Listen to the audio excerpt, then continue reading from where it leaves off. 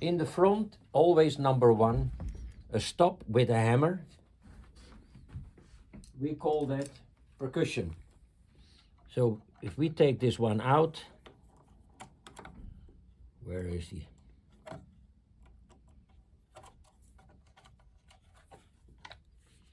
This is the hammer.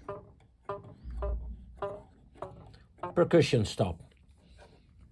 Of course, you can see there has been tuned in the past, and now we did tune again, because when you restore a harmonium, take off all the reeds, you clean the reeds, you have to. Most of the time they are quite deteriorated of dirt. This instrument came from England, and that was a lot of coal in the air, so you have to clean. The problem is that reeds need to be cleaned, dried, let them stay for a while, that the oxygen will touch the reeds again, and then you start with pre-tuning and fine-tuning.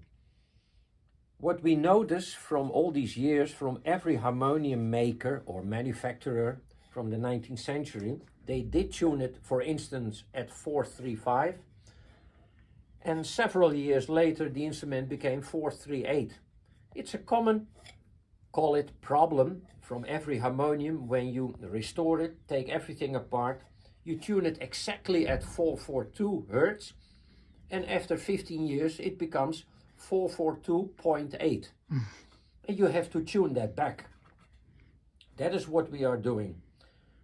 There are big reeds and small reeds, but the builder or manufacturer Mustel, he created an harpiolienne reed at a certain moment in his history, which is very small made. So I will use a light.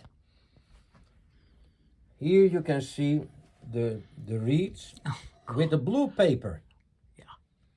Why a blue paper? Because there are two reeds beside each other. So here are 64 reeds, but there are 32 here. So that is a double reed, and we are going to tune one up and the other one down. One reed already has been done, tuned down. That's the first reed. Now we do the second reed and we tune up. How do you know that? You can read that here in French.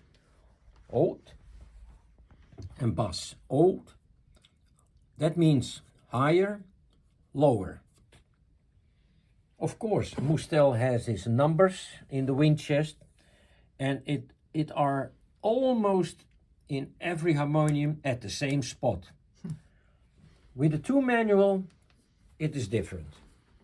And I mean a two manual harmonium, not an orgue celesta, which is also two manual, because then the upper keyboard is then a celesta.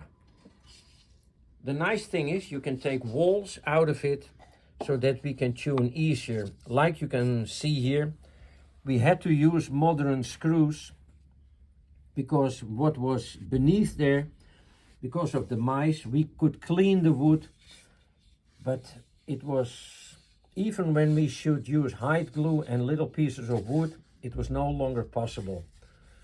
And so we decided to do that oversize, not in length, but just a few tenths of millimeter wider, and it was suddenly back. But we can take that away.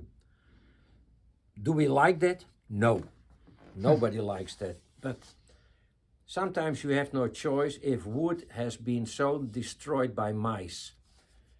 And in that case, it was a lot of troubles also here with the 2 feet, which is also here inside the base.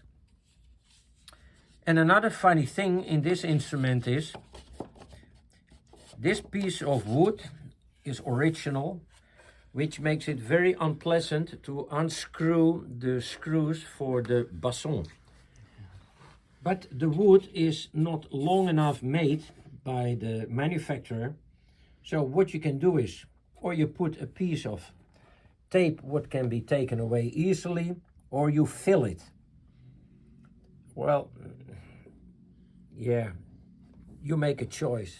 Well, I make a choice to put a little piece of that special tape, which can be taken away easily, and I still can touch it without any glue or whatever. You try to avoid to bring in too much wrong stuff, because sometimes you have to bring in something you don't like.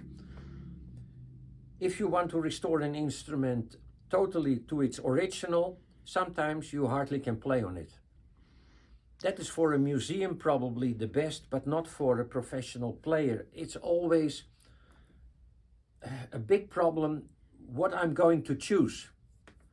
And therefore, for instance, the front of the percussion unit, the wood has been shrinked so much that you can make a choice. Bring an extra piece of beechwood on top, or, and in this case it was a bubbling wall. So I created it with thickness of blue paper, and to fill the gap between the wood and the original waddings. So it's a choice. Still, how to tune? Yeah, that is a secret, eh? They say. No, nothing is a secret. You can use scrapers. You can use you can use sandpaper, sandcloth.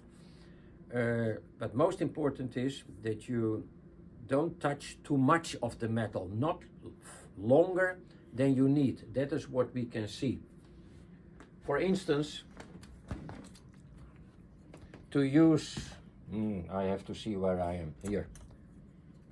I'm using a headlight. Why a headlight? You need quite a lot of light that you can see what you are doing on a reed. Because if you scratch a reed, you can touch it, but you need to see what you take away. And in this case, here it was needed to use a light from my head, like somebody who is in a cave, like this.